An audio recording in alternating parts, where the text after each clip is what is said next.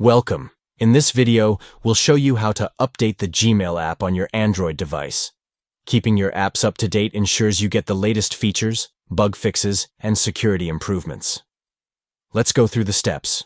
First, open the Google Play Store on your Android device. You can find the Play Store icon either on your home screen or in your app drawer. Just tap on it to open. Once you're in the Play Store, tap on your profile icon in the top right corner of the screen. This will open a menu with a few options.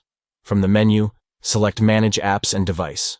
This will take you to a new screen where you can manage your apps, check for updates, and more. Next, go to the section that says Updates Available. This will show you all the apps that have updates ready to install.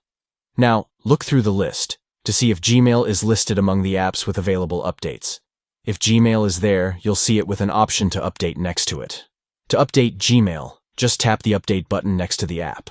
The download will start, and once it's finished, your Gmail app will be updated to the latest version. That's it. You've successfully updated your Gmail app and are now ready to enjoy the latest features and improvements. If you found this video helpful, don't forget to hit the like button and subscribe for more easy-to-follow tech tips. Thanks for watching, and we'll see you in the next video.